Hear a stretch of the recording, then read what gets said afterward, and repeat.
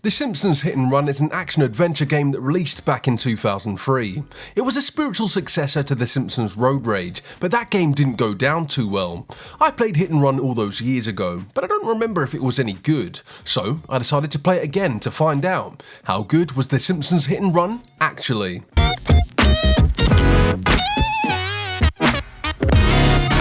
Hit and Run is a video game adaptation of The Simpsons, a global franchise worth an estimated $13 billion. The Simpsons originated on The Tracy Ullman Show as a series of shorts that would appear before and after commercial breaks. 2 years later, the show consisted of 30-minute primetime episodes and was Fox's first series to land in a top 30 ratings. But you're not here to watch the history of The Simpsons, so let's move on to the game's premise. You'll be playing as all the Simpsons, except Maggie of course, as well as Apu.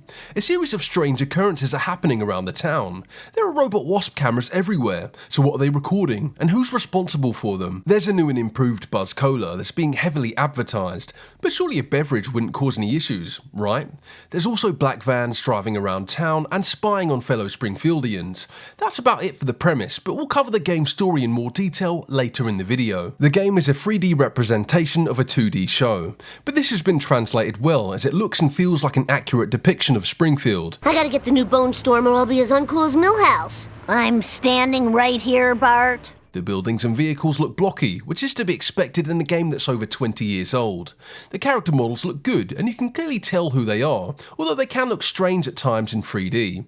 I think this is because you can see the straight lines for each model, like their clothing or arms and legs. Their characters look like Homer from the Treehouse of Horror 6 episode, you know, where Homer gets trapped in a 3D world. Using that episode as a reference point, I'd say the character models look good. Some of the background character animations look strange or laggy, but these guys aren't the focal point of the game.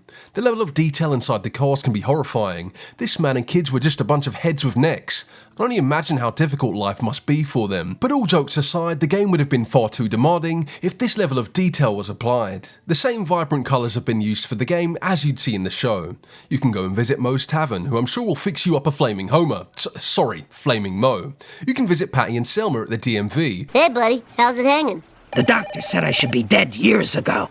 Ha! Who don't seem to mind the car stuck in the wall. Or you could stop at the Quickie Mart and pick up some Duffs and visit Frostilicus. Yes, this is a reference to the least of the Simpson episode in season 9. Simpsons fans, me included, will appreciate the level of detail in the visuals. The art style and colour palette were a great choice at the time and still hold up well to this day. It truly feels like you're in Springfield, which means the level and texture designers did their jobs well. Whilst in development, Matt Groening and 20th Century Fox wanted the game to be as authentic to the series as possible, and one of the areas this included was the sound design. All voice actors from the series reprised their role in the game. Dan Castellaneta, Julie Kavner and Hank Azaria to name a few.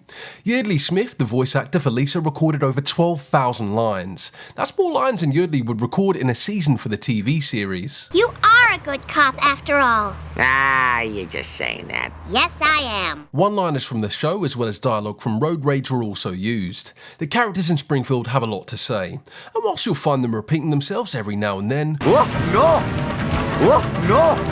all the jokes and personalities of each character are present. The quality of the voice acting is a 10 out of 10. These are some of the best voice actors in animation, and they put in a lot of effort as to be expected. Bro, good thing I'm drunk. Stupid drunk. The music in the game also sounds exactly like the music from the series.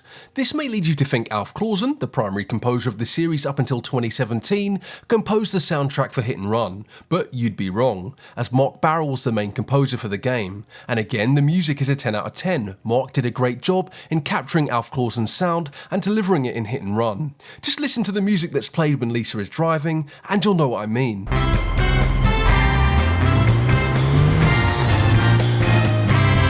The other sound effects like the car's engine noises, crashing and tyres squealing also hit the mark, but I'm not going to discuss these in detail. The only sound design choices that mattered were the music and the voice acting in my opinion, and both were done well. We've established that the sound design is great, but what about the actual gameplay?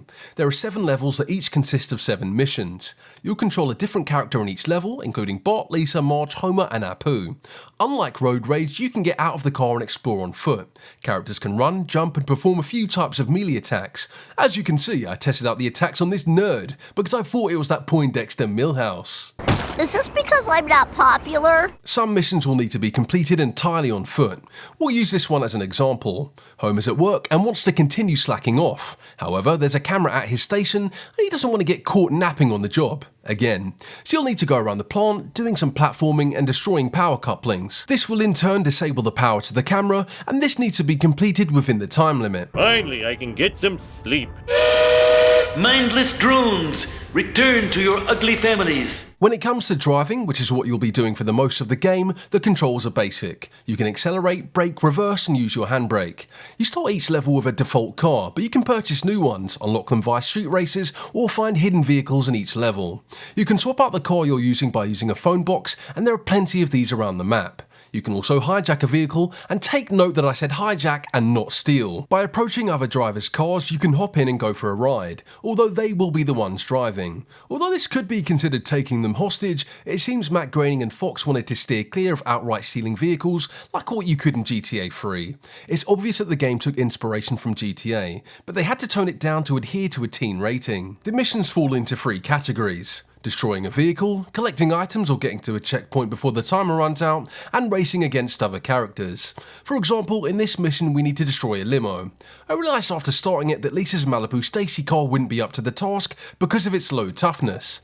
This meant that my car would blow up before the limo, which would likely result in me failing the mission.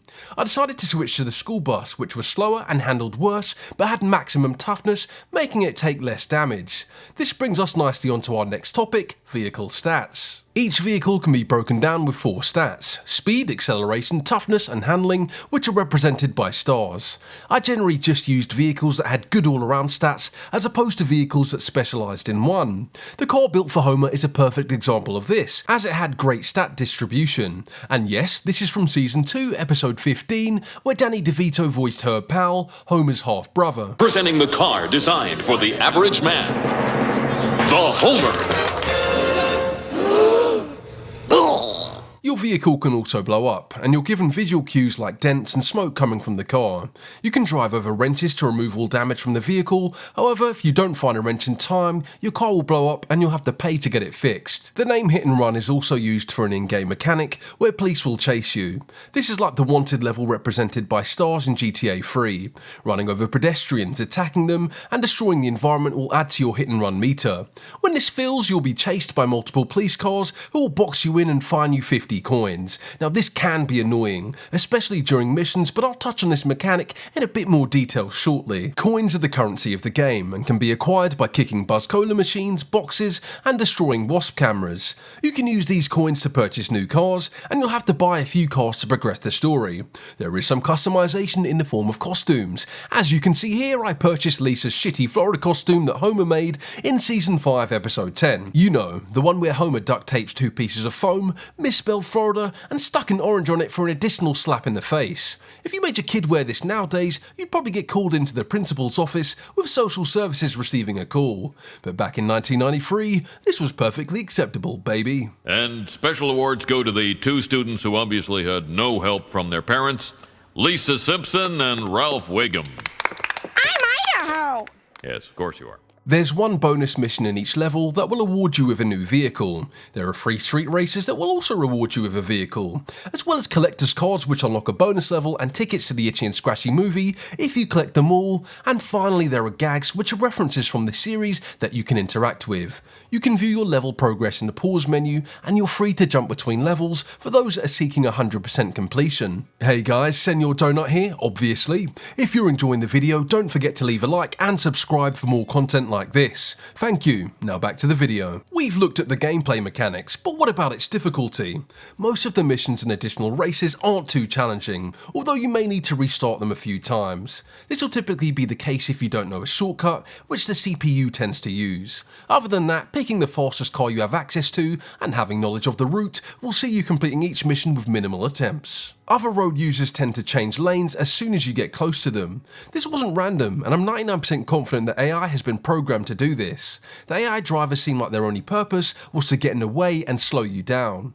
The hit and run mechanic was also jarring. Several police cars will spawn in and hunt you down, and I never once managed to get away from them. Their cars were quicker, and they will eventually box you in and potentially mess up your race. In GTA 3, there were several ways to lower your wanted level. You could remain out of sight, go to the pay and spray, as well as bribe the police. In Hit and Run, all you can really do is drive away. But in Hit and Run, the maps are small, traffic is high, and it's just easy to get boxed in by the police. There goes my college money.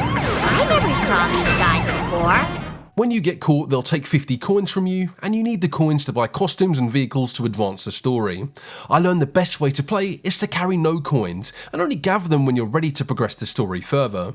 Otherwise, they'll just get consumed by police chases that you're not getting away from. The characters you race can shrug off collisions and continue racing, whereas if you crash, that could end the race. If you look here, Bart completely wipes out and should be out of the race. Now, if this was me, I would restart the race as I wouldn't be able to catch up, but in a matter of seconds, he's all over my arse, pause, and ready to overtake. There were, however, 3 races that were difficult and took multiple attempts to beat.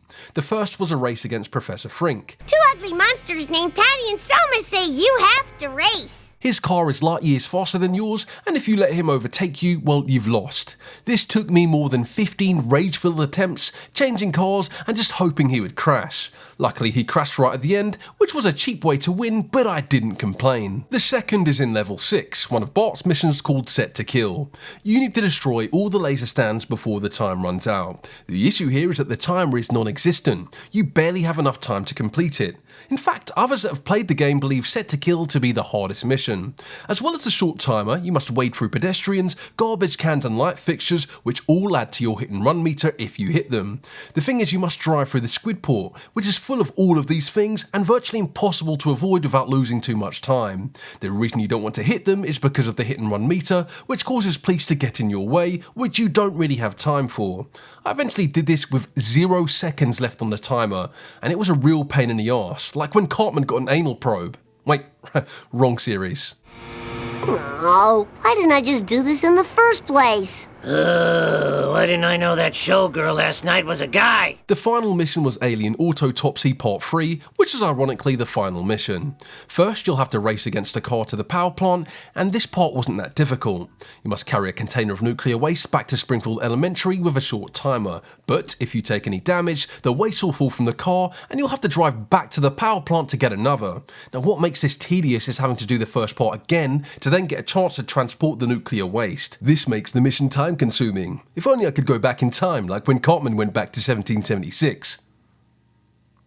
Oh, god damn it, I did it again. Hit and Run isn't a difficult game, but it does have a handful of difficult races.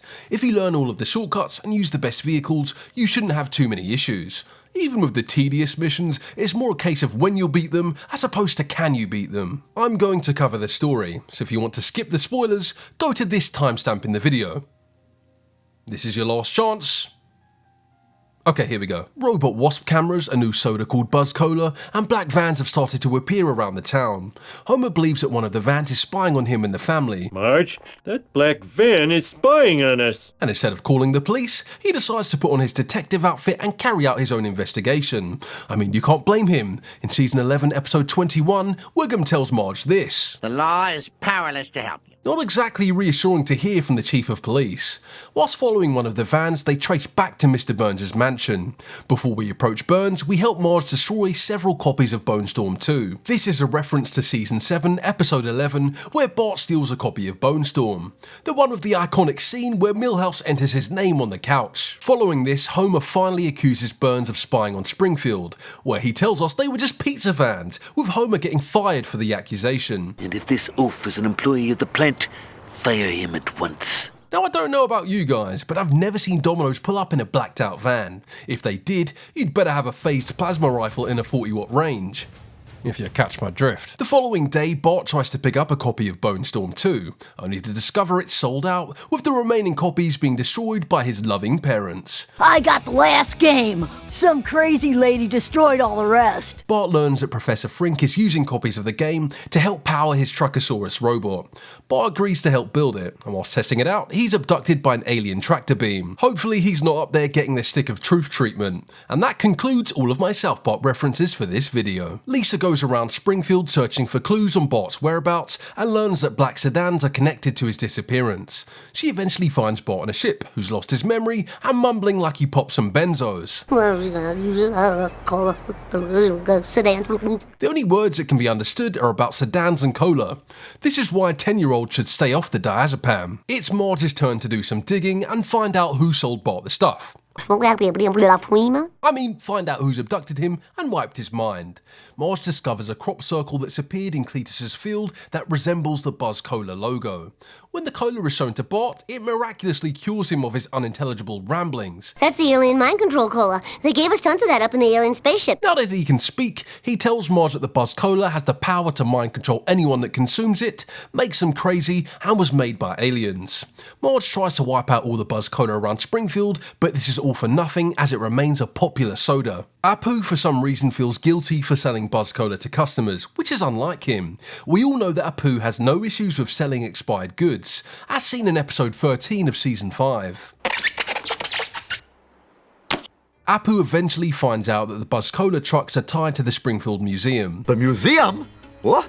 Each level of this adventure is more exciting than the last. Apu and Bart head to the museum and discover that a meteor is the source of the cola. Kang and Kodos are the masterminds behind all these strange happenings, and in typical cartoonist villain fashion, they reveal their entire plan, despite already knowing it. It's revealed that the WASP cameras are filming people in Springfield for an intergalactic reality show called Foolish Earthlings. The aliens want to boost the show's ratings by leaking Buzz Cola into the town's water supply, allowing them to be controlled, and then giving citizens laser guns for an all-out massacre. Now, even for the Simpsons standards, this was a dark plot. Despite Apu hunting down the aliens and wanting to take them down, he suddenly decides he's not up for the challenge. I'm sorry, sir, but I cannot speak English. I only speak Hindi. But you're speaking English now. Up, down, go hot dog. Because Krusty helped advertise the cola, Bart approaches him for some help. Now, Krusty says he's helped the Duff Brewery set up 3 laser gun stands around Springfield. I'm pretty sure Krusty isn't being mind controlled by the aliens, so why would he set up stands that are giving out free weapons of WMDs, YouTube, I said WMDs, I didn't say the other one. Bart destroys the laser stands and goes to the brewery to confront Kang and Kodos. Just as they arrive, the aliens reveal their plan, even though it would be more efficient if they didn't. The lasers were only the beginning. Buzz Cola has been leaked into the town's water supply, which releases a horde of undead zombies around the town. In the final act, Homer gathers supplies to protect his family from the zombies. After following an alien probe vehicle to the power plant, he meets Professor Frink, who says that nuclear waste is super effective against aliens, like using Thunderbolt on a Wingull. Homer transports barrels of nuclear waste from the plant and offloads them into the alien's tractor beam. This causes the ship to explode, killing Kang and Kodos and putting an end to their arsehole-ish plan. The next day, everything returns to normal, except Homer is now an intergalactic celebrity and the star of Foolish Earthlings. Dad, your fans want you outside. Fans? Oh, those fans. If you think the game's story sounds like a Treehouse of Horror episode, you'd be correct. Matt Selman, Tim Long and Matt Warburton wrote the story as well as the dialogue. All 3 of the writers worked on the series, with Matt Groening and James L. Brooks also having input on the game. This translates into an authentic Simpsons experience with the random nature of the Halloween episode sprinkled in. Leonard, give me your first aid kit. Well, I was hoping to save it for Rodder and Totter. Look, just rub a Bible on him. It's about time we wrap up this video and answer the question, how good was the Simpsons Hit and Run actually? The gameplay has stood up to Father Time and is still enjoyable in 2025. Matt Groening, Fox and the rest of the Simpsons team being involved, well, it adds to that level of authenticity. It feels like you're playing an episode from the early 2000s, which was during the show's peak. Yes, you're playing a GTA 3 clone, but it's far from a knockoff. The driving mechanics are good, the banter between characters is better, You remember that cooler I gave you for your birthday? Well, Flanders wants it back. Now what will I use for a toilet? and there's enough of a challenge to keep you glued. I enjoyed the game back in 2003, and I'm glad I played it again in 2025. So, to answer the question, yes, The Simpsons Hit and Run was pretty good. Actually.